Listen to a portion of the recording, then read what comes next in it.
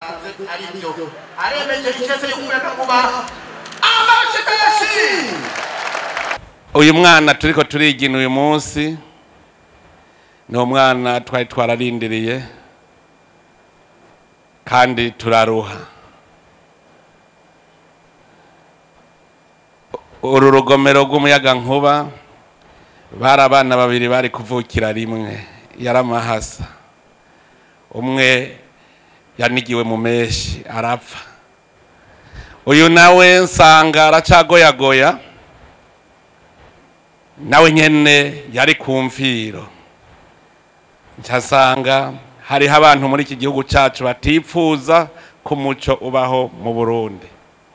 Uwo yapfuye ni Mpanda, uyu nawe yahatse gupfira mu meshi nawe nyene, mugabo kubera twabonye uwa mbere ngene yapfuye twarakoze ibishoboka vyose kugira ngo uwabeho.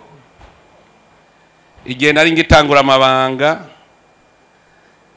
mu vyo narinzi bizoduha umutahe wari umuco, wari umuyagankuba.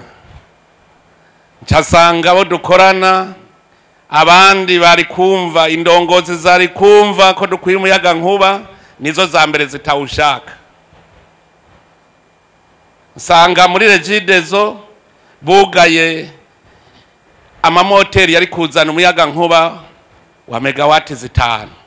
Sanga barugaye, sanga urugomero rwa Mpanda barariye amahera yose baca barigira, sanga ngaha KABU16 iri kumfiro.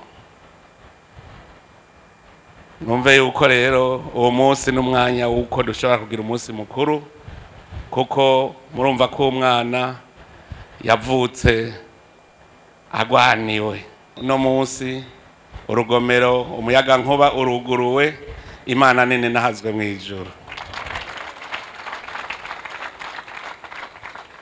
Igituma dushaka imiyagankuba dukeneye ku Burundi bwose dusanga atakigwati na kimwe kitagira umuyagankuba. Erega nico gituma turiko ture mu muyagankuba mwinshi. Ntagira imitumba muje ngaho ngo murire. Mugabo cyo ndababwiye nta bantu baba mu mwonga bazoronka umuyagankuba nahakuba he. Ico ndakibaragani. Nta muntu aba mu mwonga umuhano muri aho wundi hari yundi hari ya muzoronka. Genda mube mu bigwati tubazanira amata. Ariko ntibikwiye gusa ko bakumurikira. Gira n'imigambi, uwo muyagankuba uzowukoresha iki? Umwe wese nayiyumvire mu mutwi we, uwo muyagankuba niba wumpa nzowukoresha iki?